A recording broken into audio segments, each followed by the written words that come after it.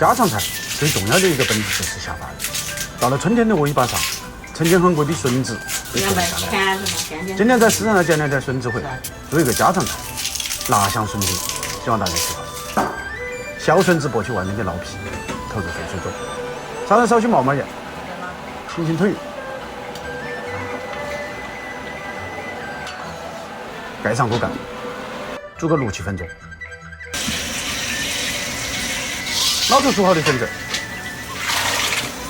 投入清水中泡个10来分钟。这样做的目的就是为了去除竹笋的苦涩味。准备配料：备一小块腊肉，用刀切成厚片。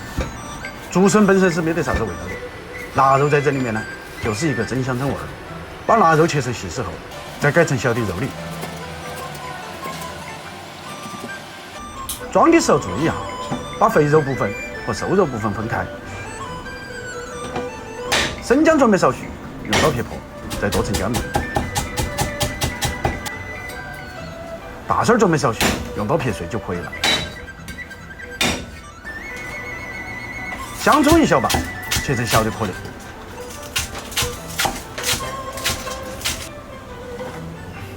把泡的竹笋捞出来，盖刀、直刀，切成大小均匀的笋丁。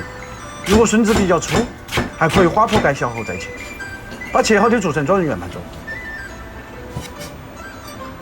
再备少许的盐菜。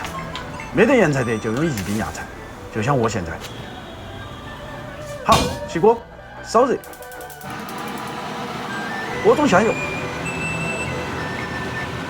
泡锅，把肥肉粒先下锅，爆出多余的油脂。肥肉粒爆得差不多了，就下瘦肉粒，继续爆香。投入姜双米，搁少许海椒面，稍稍爆一下，爆出香味来。把芽菜倒入锅中，用小火慢慢炒出味道。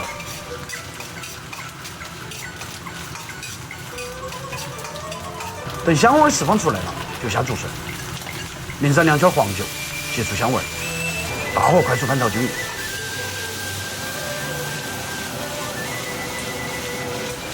调入白糖、味精、鸡精，搁少许陈醋，让锅边搅上去，大火快速翻炒均匀。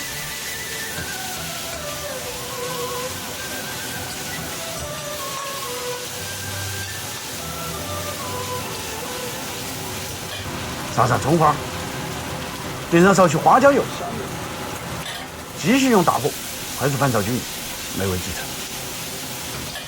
一道鲜香脆爽、咸咸微微的辣香笋丁，你学会了没有？来，老规矩，学会的点赞，没有学会的点完赞后继续再看。吃饭睡觉看似细枝末节，却占了人生的大半时光。